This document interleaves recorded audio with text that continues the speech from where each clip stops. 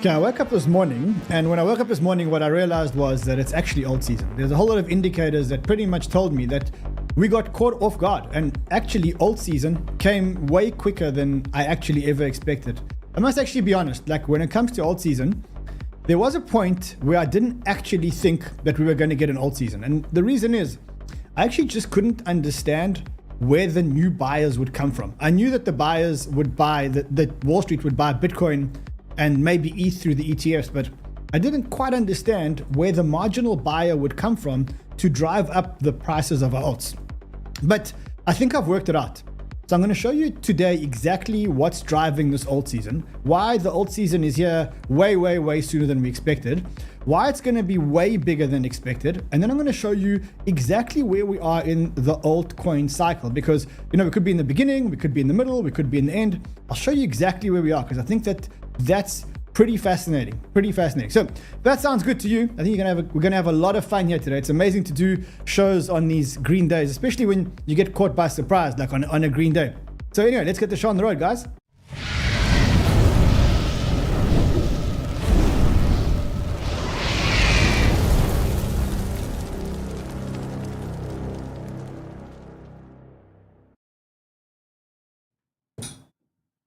Yeah, Artemis says you're flip-flopping. A few weeks ago, it's true. I didn't actually quite see how we would get an Altseason. And the reason is because to get an Altseason, what you need buyers to come into the market and to actually buy our alts from us. That's what really an Altseason is all about.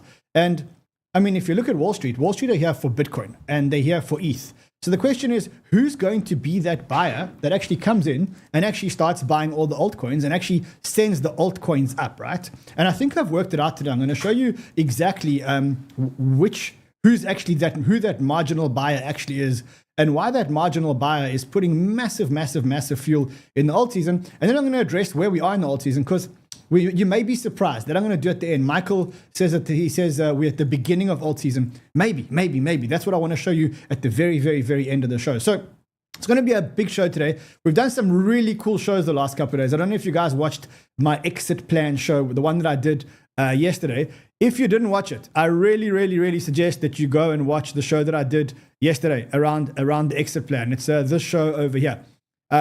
It's a very solid show around how to exit crypto safely and securely without actually getting the FOMO, but actually also keeping all the gains. I think you guys really need to watch that show. If you haven't watched it, we'll leave a link to that show here below. All right, let's talk about what this Altseason is actually about and why we actually got caught off guard. And just before we do, guys, if you could just smash the like button. It really helps distribution. I was away for 2 weeks. The algorithm doesn't know that I'm back here. You guys know that I'm back here, and I'm back here with my chubby cheeks, which are going down every day, by the way. They are going down. Christopher says, good show yesterday. Thanks, man. It really, that's the show yesterday. I mean, I came in on a Sunday, and I really sat here the whole day, and I just sat here and I meditated the whole day around around exiting and how do you exit. And it was one of the most powerful shows that I've done, but I did lose a weekend with my family. But I just came back from holiday, so they're just going to have to grin and bear it for now. All right, so let's talk about Altseason and why we pretty much got caught off guard here, because it's not about the numbers here. It's about really understanding the money flow of Altseason. And if you look at the money flow in the previous Altseason, money usually flows from Bitcoin to ETH, and then it goes to large cap alts, and then that goes to small cap alts, right?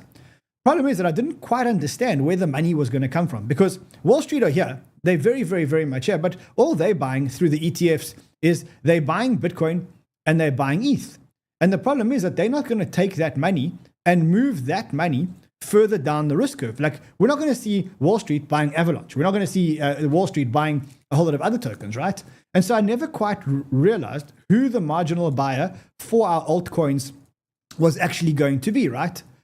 But the truth is that buyer is actually here, and I want to show you exactly who that buyer is. And that buyer is much bigger than crypto. That buyer is actually Wall Street, right? And so when you look at the total market cap or the total amount of money in crypto that is actually available to pump your bags, and then just refresh this, but I think it's like $4 trillion, right? Like, if you look at the whole crypto market, it's $4.02 trillion, which, by the way, I think that's close to a new high, if not a new high. Let's quickly just check that. That's a new high. So the marginal buy, or the buyers here, the crypto buyers are $4 trillion strong. But that's nothing compared to Wall Street, right? Because if you take, I asked 𝗥 today, how big is the total equity of listed companies if you take the equity and the debt? And we'll talk about that in a second. 𝗥 reckons it's between $50 to $65 trillion. And ChatGPT reckons it's about $80 trillion. And so what we know is that we know that Wall Street's actually here, and Wall Street are the ones actually powering the cycle. But the unknown, the missing piece was how Wall Street would go beyond Bitcoin and ETH, and why Wall Street would go beyond Bitcoin and ETH and actually take us into a large cap alt and then a full-blown altcoin season. And this is what I want to show you because I think I've actually uncovered it. So I think to start it off, let's just talk about the differences between this alt season and previous alt seasons. Previous alt seasons was us in the trenches with ourselves, and we were buying altcoins and we were moving down this risk curve. First, we bought Bitcoin. When we got too much returns on Bitcoin and we thought there wasn't much upside left, we went to the next Bitcoin, which was actually ETH. And then when we got to the maximum upside there, we went to the large cap alts because that's where we actually managed to get some good returns. And then because we got so rich on the large cap alts, we started moving down into the highest and dirtiest part of the risk cycle because that's where we were going to land up making all the money.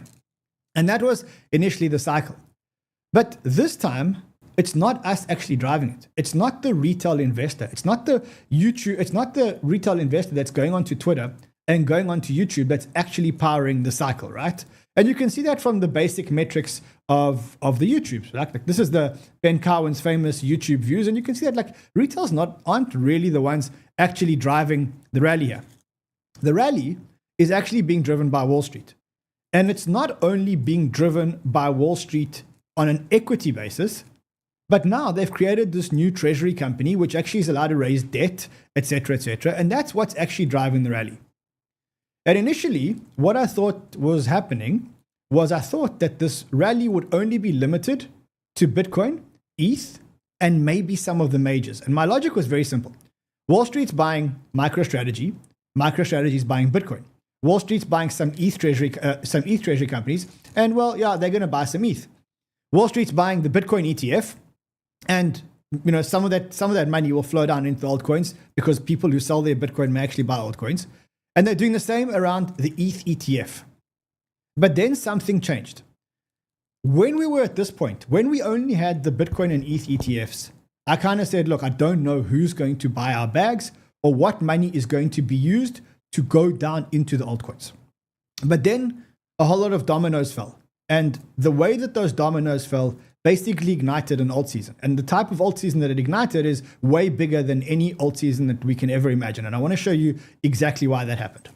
So the things that happened in quick succession and with absolutely brilliant timing was that Circle launched. And I don't know if you remember, but as soon as Circle launched, Wall Street got this frenzy into crypto. I don't know if you remember, but Circle launched way low, higher than expected. It then climbed to $300. It's back at $225, but it had a massive climb. And what that did was it got Wall Street extremely excited about investing in crypto-related assets. First, they saw MicroStrategy, then they saw Circle, and that pretty much started off the frenzy. And that was like the first domino that fell. But then something else happened. And I think that when you take the two dominoes together, that's what actually is causing the big move. So first Circle launches, and then what you get is you get the Sharp Link announcement. Now, for those of you who don't know what the Sharp Link announcement was, this was an announcement of effectively the first big, real, backed by big names, ETH treasury vehicle. This is like the MicroStrategy for ETH, and it was backed by big name investors. The biggest name and the most notable name was one of the co-founders of ETH, which was Joseph Lubin. He also owns Consensus, which is effectively probably the biggest development company on ETH, right? And he, alongside a whole lot of really big other investors, launched SBET. And SBET was effectively SharpLink Gaming, or SBET. SBET was effectively the first real MicroStrategy type company around ETH. And what this company did when it launched, well, it went absolutely parabolic, right? You can see it over here. It went from $3.27 all the way up to $122. Granted, it's come down now to about $31. But you can imagine that Wall Street saw this launch of this new ETH MicroStrategy and they went, holy moly. And if that wasn't actually enough, there was another one that did that, which was Tommy Lee's one, right? So Tommy Lee launched BMNR. Let me just quickly find it first. BMNR. And that happened again. And Wall Street saw this and went crazy and started to invest in this. And ETH started to be very, very, very much in the headlines. Now, that had a much bigger impact than initially we thought. So initially, if you look at it at face value, what you think to yourself is, okay, well, it's great. It's just a micro strategy for ETH. But it's not actually like that. And the reason why it's not actually like that is because it was the first time that we got a proof of concept that the micro strategy model can actually get Wall Street excited beyond Bitcoin. And so what these two companies in quick succession, followed by, or just after the Circle IPO, it took the craze that was crypto and extended it beyond Bitcoin in the token world. And so we got a proof of concept that, hey, if you launch the treasury vehicle around a token that's not Bitcoin or ETH, well, that actually does get Wall Street excited. And so what happened since then was all of a sudden, you've got this influx of new treasury vehicles being launched. And there's treasury vehicles being launched every day. I saw this one on Twitter, BNB meets Wall Street. There's a treasury vehicle being launched on BNB. There's a treasury vehicle being launched on Doge, actually. There's treasury vehicles being launched on Tron. I know about treasury vehicles which are launching on Ton. I know about treasury vehicles which are launching on Sui. There's many on Solana. There's Hyperliquid. There's Tau. And there's a whole lot of other ones. And the truth is that all of these are trading at a massive premium to net asset value, right? So effectively, what Wall Street is telling you is they're so excited about this that they're willing to pay 3 times the asset value and 2 times the asset value to get exposure to these crypto vehicles. And so what that's doing is it's creating a fuel for more of these treasury companies to be listed on more tokens. Okay, so now you're starting to understand what's happening. Wall Street's getting excited about these treasury companies, and they realize that they can make a whole lot of money in these treasury companies, and that's fueling more people to start more treasury companies that Wall Street can buy around more tokens. Okay, now let's understand the flow of money here, because in order to understand the real impact and why this has triggered Altseason, you need to understand the flow of money. So this is the flow of money. In every one of these, what we need is we need a buyer and we need a seller, right? You need someone to be buying the shares, and you need a seller, someone to be selling the shares. And ultimately, if people buy the shares, that leads to more money in the vehicle to be able to actually go and buy more of the token. So you really have to understand the dynamics of who the buyer and who the seller is in these arrangements, right? So who is the buyer? Well, the buyer is pretty easy. It's Wall Street. And it's not only Wall Street's equity, because what Michael Saylor did was Michael Saylor started a playbook. And in Michael Saylor's playbook, what he said is you don't actually only have to raise money using equity, you can raise money using debt. And so the buyer is Wall Street. And it's not limited to equity. It's Wall Street's equity plus debt. Now, again, let's just get an idea of the size of the numbers here.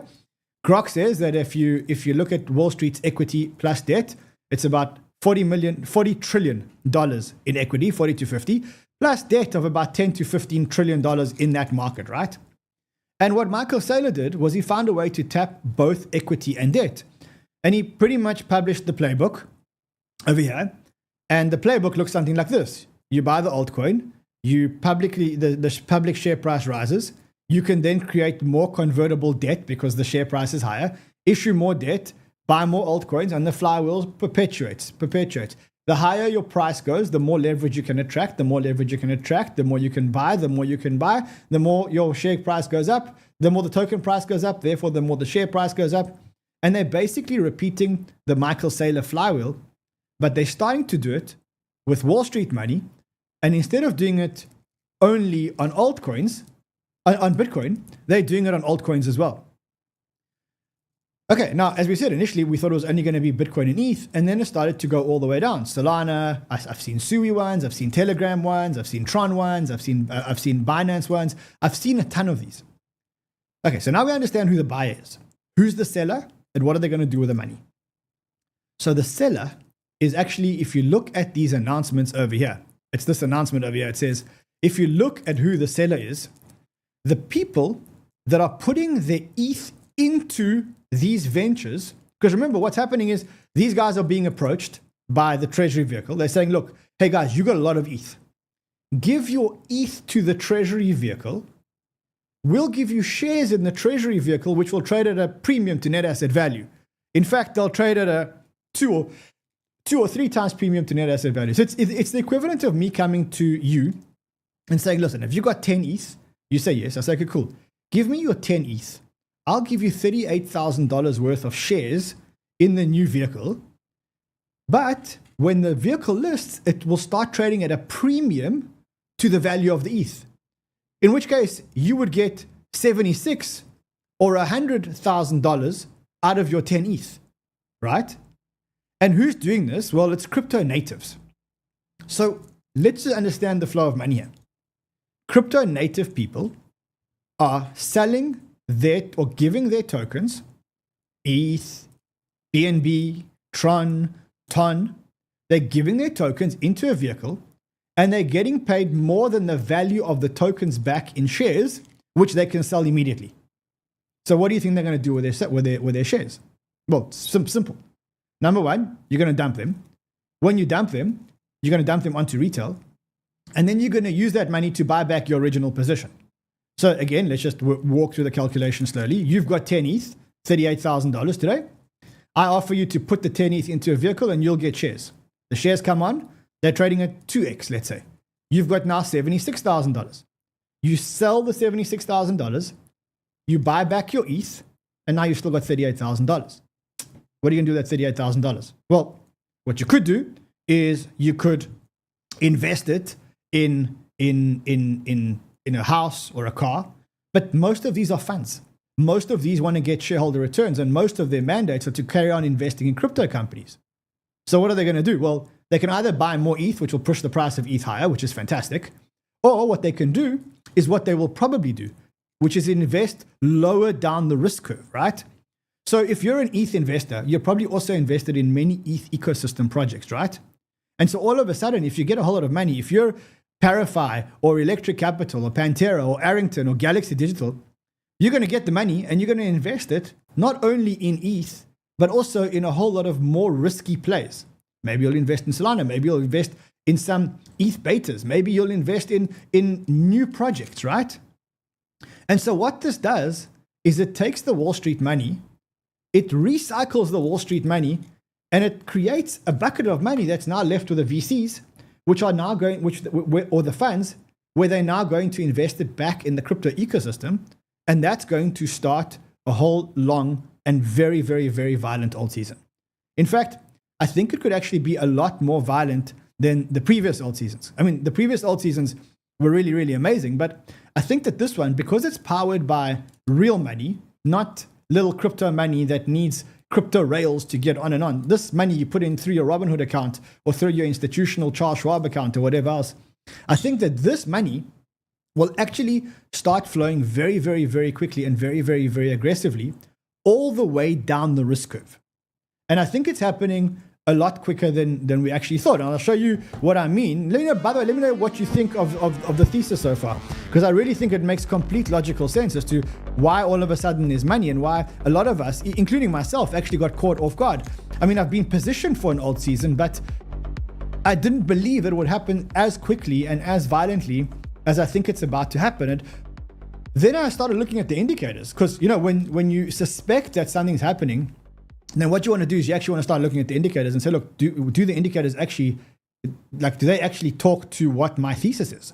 And then I started looking at the actual indicators, and I want to show you the indicators that actually got me to start looking on, and on top of that, got me to start looking, and which indicators actually showed me that yes, this alt season is actually real. And I mean, ironically, the indicator wasn't the fact that over the last month we've had ridiculous altcoin returns that we've made. Like Pengu is up 315%, Conflux is up 208%, Bonk is up 170% because of the Bonk launchpad. That's not what's driving this. The one that got me, the indicator that kind of said to me, this is happening a lot quicker than I thought, was the Solana breakout. Because I knew there would be a Solana breakout, but I didn't believe that the Solana breakout would come so quickly. I thought that ETH was going to have a much longer run, and only then was Solana about to break out. Now, what you can see around the Solana breakout is it's really at the last point before the breakout. And if it does break out above this like last point of thing, then it's like from here it's 210, and then from there it basically goes all the way up to $280. So when I see this, I start thinking to myself, okay, hold on. The Solana breakout came a little bit quicker than I thought. Also, if I look at the Solana indicator against ETH, I mean, you can be a basic chartist just to realize we've had a small breakout there, and we've had the first very strong green candle after having 1, 2, 3, 4, 5, 6, 7, 8, 9, 10, 11, 12, 14 red candles in a row on Solana against ETH. You finally realize that the market's saying, hold on a second, the money is starting to flow down. Yes, Ethereum is going to run, but the money is starting to flow down. So that was the first indicator that I looked at. And I was like, okay, this indicator is interesting, but one indicator doesn't make an alt season, right? So then I started digging deep and I started looking for all the other indicators that I look for to really confirm whether or not there's an alt season here or not. And I want to go through the indicators with you, and then I'll show you how many of them we've ticked and how many of them we haven't ticked. So let's quickly just go through the indicators and make sure that we actually understand them. The first one is like quite a simple one. It's Bitcoin dominance. And Bitcoin dominance also had about, I don't know exactly, let's just say 1, 2, 3, 4, 5, 6, probably about 10 to 14 days of a drop. And this is probably the most aggressive drop since, the old days when you go over here. Also, in particular, we've had a breakdown below the 200 SMA. Now, I just want to show you what happens generally when we break down below the 200 SMA. Generally, that means that the Bitcoin dominance is going to start dropping, right? Now, if you want to get more technical, I don't get this technical, but if you look at it, you can see that there's a double top in the Bitcoin dominance, etc., etc. But for me, it's enough to say that the Bitcoin dominance is really, really, really starting to drop, and the charts look very, very, very, very, very healthy here. Okay, that's the first indicator. The second indicator that I look at is related to ETH, because ultimately ETH has always been the Kickstarter of alt seasons, and where we are right now is that ETH has actually had a breakout, right? Like if you look at ETH against Bitcoin, we've had 1, 2, 3, 4, 5, 6, 7, 8, 9, 10, 11, 12 green days in a row of ETH versus of ETH BTC. We've had the ETH RSI breakout over here, and generally we know when the ETH RSI breaks out, like as it's broken out previously, it has caused the ETH thing to go. But more importantly, the real alt season when it comes to ETH is when ETH actually breaks the all-time high. Now you can see it on this chart over here, right? Only when ETH actually breaks the all-time high, and the ETH all-time high is about $4,870, which is about 30% away from where we are today. Only when that happens do others, which is the altcoins excluding the top 10, only when that happens, when ETH breaks its all-time high, traditionally, has the others chart started running, right? So whereas ETH has like incredible momentum at the moment, we're still 30% away from the all-time high, which actually means that for the rest of the altcoins, we haven't really started yet. Yes, we've got a little bit of momentum, and it's probably the same momentum that you've got over here, but we haven't really started the altcoin season yet. Then I look at another indicator, and the other indicator is actually the golden cross on ETH BTC. So we spoke about ETH BTC, and specifically I'm looking at the golden cross on ETH BTC. And I'm not looking for the first golden cross. I'm actually looking for the second golden cross, because in the first golden cross, altcoins barely moved the last time. Only when we had the second golden cross on ETH BTC did the other altcoins actually start moving, right? Now, the good news is that we've had the first golden cross over here, nothing actually happened. And now we've had the second golden cross. And so if history repeats, and we've got the second golden cross on ETH BTC, then it could mean that we're going into the more aggressive part of the altcoin season, and it's happening much, much, much quicker than we anticipated. So that's specifically around the charts. The Bitcoin dominance is broken down. The ETH hasn't yet hit its all-time high, but because ETH is doing so well against Bitcoin, we're about to get the second golden cross, and that's usually the golden cross that actually sends us very much into the Altseason. All right, then we talk about other things. So everyone interprets this slightly wrong, and I'll explain to you why. This is the Altseason index. This is the how many alts have outperformed Bitcoin. And what they say here is they say that 75% of the alts have to outperform Bitcoin in order for us to declare an Altseason. Okay, here's the problem with that. That if you declare Altseason when 75 plus of the altcoins outperform Bitcoin, you've missed this whole outperformance. So what I do is I actually say something different. I say, look, you can get faked out many times here along the way. You can see like we had a drop, then we had a rise, then we had a drop, then we had a rise, then we had a drop, then we had a rise. For me, it's more an absolute number. And I say, look, if the altcoin season index moves up by 40 spaces, 40 units or 30 units, that to me says that we're in a true alt season, right? And you can see that we were at a low of 12 and now we're at 55. Now, what you can do is you can wait for the confirmation to get to 75, but then you've missed a big part of the alt season, right? Because you can see that, I mean, yes, we do stay above it, but we don't stay above it for very long. And so you don't want to be buying it here because, hey guys, it's finally alt season. You want to be buying it here and then riding into alt season and making all the gains on the way to alt season. And so that's the next indicator that I actually look at, right? All right, another indicator is, I mean, it's a basic indicator. Everyone looks at it, and that is the Google searches. And I mean, what's interesting to see here is that the altcoin Google indicator, Google searches, are actually very high. Like if you think about it, they're at about 60% of where they were in 2001. So just like if you look at where we were in 2001, the highest point in 2001 was 87. And we are now at, let me try and get 45. So we're like 50% of the way to the 2001 all-time high of the altcoins. And this is what we had in December. Remember in December when we had the big jump in December of the altcoins? That is where we were. So that's like quite an easy indicator that pretty much shows me that there is retail interest, and the retail interest is very much on the altcoins. But I don't stop there, right? What I do is I also look at volumes. And specifically, I look at two types of volumes. I look at spot trading volume, and I look at open interest and futures trading volume. And if the altcoin spot trading volume and the altcoin leverage both tell me that people are more into altcoins than into Bitcoin, and there is a sharp rise, then I say, okay, that must be a sign that alt season's here. So let's actually look at those two indicators. The first indicator is the sex ratio of Bitcoin versus altcoins. Now, if you look here, you can see there's a very big jump here. I don't know if, can we actually zoom in on this chart? I wonder. Let's see if it gives us, doesn't allow us to toggle, but what you can see is a very sharp, in this purple line here, there's a very sharp increase in the altcoin trade versus the Bitcoin trade, which means that people are more trading altcoins now quite sharply and aggressively. I then overlay that with the altcoin open interest versus the Bitcoin open interest. In other words, one was spot and one was futures. This one shows me how much risk appetite there is. And what you can see about this one is that this chart is on a very steep ascent. Very steep ascent here. So we're nowhere near a top, but we do see that people are starting to buy a lot more altcoins.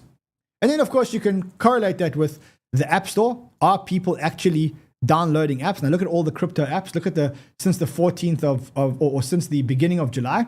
Just look at what's happened to the crypto apps and how they've climbed up the App Store. All this shows me that retail is coming back. Not only that, so those are some of the indicators. Then I look at one other indicator, and that other indicator is actually a token. And the token is Athena. And the reason why I look at Athena is because Athena makes its money by the funding on the perps markets.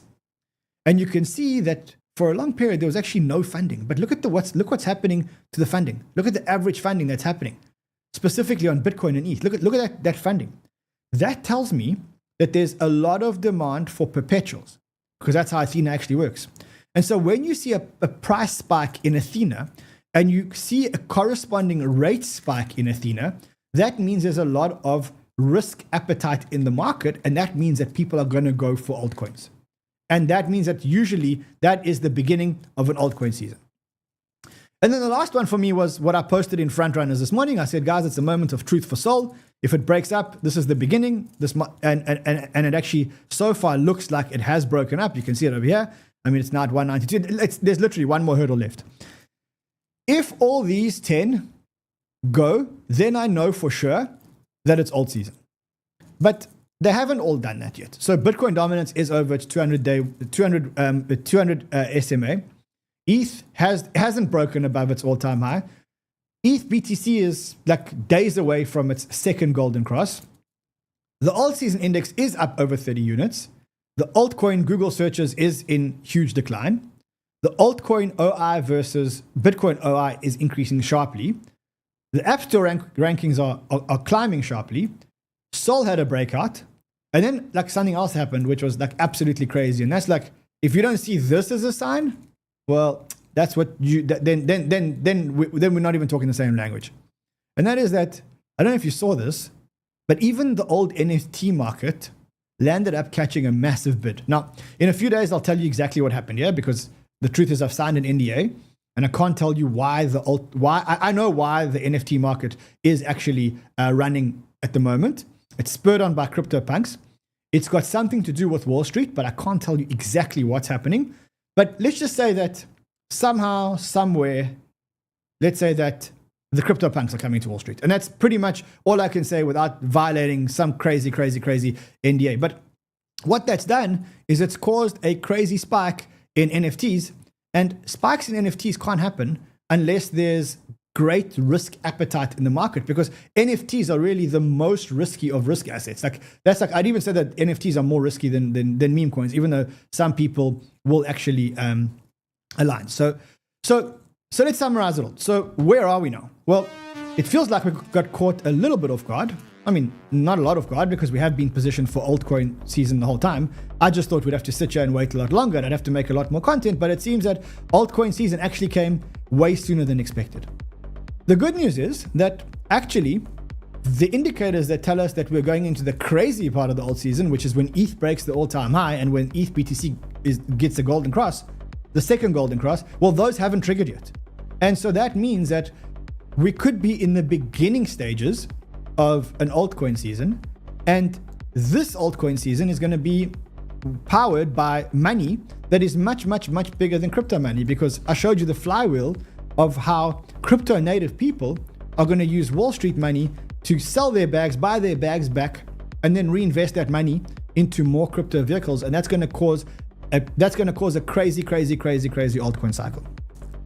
So what should you do? If you're not invested, or if you are invested, what should you do? I can't tell you what to do, but I can tell you what I did. The first thing that I did was I took some of my Bitcoin, and I can't believe I'm actually saying this, and I actually swapped them into ETH yesterday. And the reason is because if I know how the cycle happens, towards the end of the cycle, ETH outperforms Bitcoin. And so for the first time in a long time, I moved some of my Bitcoin into ETH. I'm already long and I've already made quite a bit of money on my ETH plays. You can see it here. If you go to, this is my ETH portfolio. You can see all my portfolios here. I've pretty much made them public, and you can follow them on Botsfolio. You can use that code. It's absolutely free. Just use the code CryptoManRun. So if you go and look at my portfolios here, what you can see is that my ETH portfolios have really shot the lights out. Like, because the ETH narrative has already run. I don't think it's finished, but it has already run. The other portfolios haven't done so well yet. Like the Solana portfolio is only up 34%, whereas the ETH portfolio is up like 55% or something like that. So what is my advice to you? My advice to you now is start moving up the risk curve, down the coin curve, and start investing in Solana alphas. Now, I'll just show you. I don't even know if you can open this because I'm not actually signed in, but literally, okay, just go and do it. You can literally see all the Solana alphas or betas that I'm actually invested in. So my feeling right now is that you should actually start moving your money down the risk curve. Don't wait for it to come, because then you'll be caught a little bit off guard. And don't do it all at once either, because we're going to get some pullbacks. I've never seen a market where you have 20, 30 green days and no pullbacks. I think the most encouraging sign for me here is that the Bitcoin dominance chart is dropping whilst the Bitcoin price is going up. And that for me is exactly where you want to be. You got Bitcoin price going up and you got Bitcoin dominance dropping. That's the ultimate signal that people are full on risk on, and that this alt season may just be beginning. Yeah, so that's pretty much it. Let me know what you think in the chat. Also, remember, if you haven't already subscribed to the channel, this is a great time to do that, because I think we're going to bring you tons of alpha, more specific altcoin calls. I'll start giving you lists. If you want those lists much earlier than everybody else, I've told you guys before, I'm telling you guys again, front runners, you got a 30-day money back guarantee if you join. This is where we really drop. Everybody drops alpha. I drop alpha. The Irishman drops alpha. 𝗕𝗲𝗄 drops. There's like 10 people here, and we're dropping alpha all day long. We wake up, we drop alpha, etc. Yeah. Otherwise, if you are in Europe and you're looking for an exchange, sign up to Bybit. Sign up, and even if you're in Europe and you've already got a Bybit International exchange, at some point they're going to cut off your Bybit International account. And the earlier you sign up for Bybit EU, the better trading fees and the better perks you're going to get. So I would sign up now and just keep both accounts going until eventually they close one of your other accounts. Otherwise, I shall see you guys back tomorrow. As I say, I'm so happy to be back here and streaming every day. Tomorrow, hopefully my cheeks will be back to normal. Every day I say that, but every day I still can't feel my face. Someone says, hey, can you see my tweets? I can see you, bro. Great show. Much appreciated. Thank you, Amy. Thank you. What about Injective? I think Injective is going to run like everyone else. Casper smart contracts coming 31 August. I think Momo ran. Who told you I bought Momo? You see, now everyone's on the bandwagon. Anyway, I'll see you guys again tomorrow. Until then, trade well, my friends.